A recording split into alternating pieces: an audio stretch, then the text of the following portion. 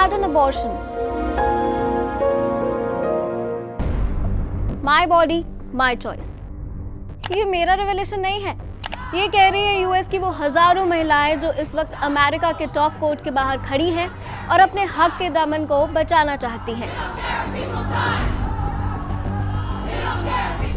दरअसल मुद्दा ये है कि 3 मई 2022 को कथित तौर पर सुप्रीम कोर्ट के कुछ डॉक्यूमेंट्स लीक हुए जो कहते हैं कि यूएस में अबॉर्शन राइट्स, रिप्रोडक्टिव राइट्स शुरुआत से ही गलत है और रॉ वर्सेस वेड केस में लिए गए निर्णय को वापस ले लेना चाहिए।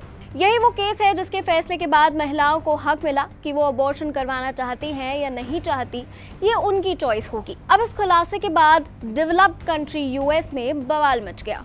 महिलाएं तो महिलाएं, पुरुष भी सड़कों पर उतर आए और अब धीरे धीरे लोग 2 हिस्सों में बंटते नजर आ रहे हैं। ये यकीन करना थोड़ा मुश्किल है कि हमें 21वीं सदी में महिलाओं के इस हक के लिए गंभीरता से सोचना पड़ रहा है, उसके लिए आवाज उठानी पड़ रही है, वो भी एक ऐसे देश में जो खुद को मानव अधिकारों का सबसे बड़ा रक्षक बताता है। लेकिन देखा जाए तो ये मुद्दा एक आर्गुमेंटेटिव और डिबेटेबल टॉपिक है। इसे बेहतर समझने के लिए हमें दोनों पहलू समझने होंगे। क्या अबॉर्शन यानी गर्भपात मौलिक अधिकार होना चाहिए या नहीं? इसके लिए प्रोज एंड कॉन्स जान लेना बहुत जरूरी है। अमेरिकी सुप्रीम कोर्ट ने गर्भपात को एक मौलिक अधिकार यानी फंडामेंटल राइट घोषित किया था।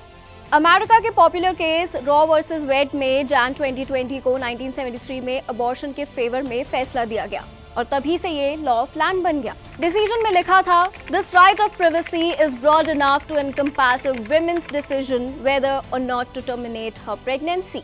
लेकिन इसका दूसरा पहलू क्या कहता है? Abortion is murder. Shame on all of you! Shame on you killing babies! You're murderers! You're murderers! You're murderers! You're murderers! Shame on you! एक निर्दोष इंसान की हत्या गलत है, भले ही वह इंसान अभी तक पैदा हुआ हो या नहीं। अजन्मे बच्चों को अमेरिकी सरकार द्वारा मनुष्य माना जाता है।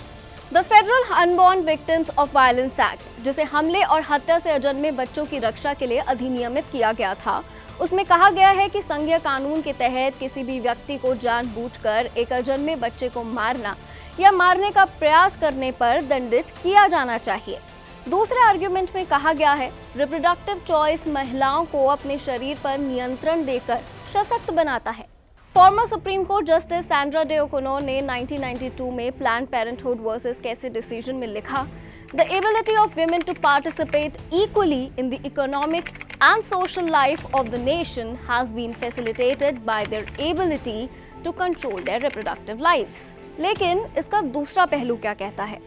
जीवन गर्भदान से शुरू होता है, इसीलिए अजन्मे बच्चे वो मनुष्य हैं जिन्हें जीवन जीने का अधिकार है और इस व्यक्ति को जीवन का मौलिक अधिकार है जिसकी रक्षा की जानी चाहिए। वहीं जो गर्भपात को सही मानते हैं वो कहते हैं व्यक्तित्व तब शुरू होता है जब एक भ्रूण यानी फीटस व्यवहार्य हो जाता है, यानी गर्भ के बाहर या जन्म के बाद जीवित रहने में सक्षम हो, गर्भदान के समय नहीं। लेकिन जो गर्भपात को गलत मानते हैं वो कहते हैं fetuses feel pain during the abortion procedure, यानी गर्भपात प्रक्रिया के दौरान भ्रूण दर्द महसूस करते हैं।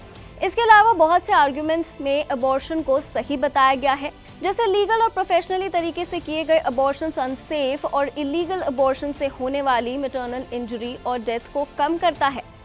आधुनिक गर्भपात प्रक्रियाएं सुरक्षित हैं और कैंसर और इनफर्टिलिटी जैसी स्थायी स्वास्थ्य मुद्दों को कारण नहीं बनने देती हैं। जिन महिलाओं को गर्भपात से वंचित किया जाता है वे बेरोजगार होने, लोक कल्याण पर निर्भर होने, गरीबी रेखा से नीचे होने और घरेलू हिंसा के शिकार होने की अधिक संभावना रखती हैं।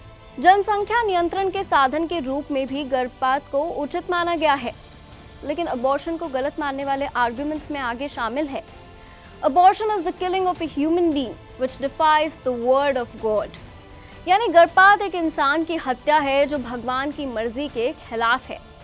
गर्भपात गोद लेने योग्य बच्चों की संख्या को कम करता है। इस आर्ग्यूमेंट के हिसाब से एक महिला को अबॉर्शन की जगह बच्चा किसी जरूरतमंद कपल को दे देना चाहिए। सिलेक्टिव अबॉर्शन या यूजेनिक टर्मिनेशन जो जेनेटिक एबनॉर्मैलिटीज पर आधारित है, उसकी संख्या भी बढ़ जाती है। बहरहाल अमेरिकी सुप्रीम कोर्ट का इस पर फैसला आना अभी बाकी है। इन सभी आर्ग्यूमेंट्स को मद्देनजर रखते हुए आप गर्भपात के बारे में अपनी राय हमारे साथ कमेंट सेक्शन में साझा कर सकते हैं। वीडियो अच्छा लगा हो तो लाइक शेयर ज़रूर करें, चैनल को सब्सक्राइब करें।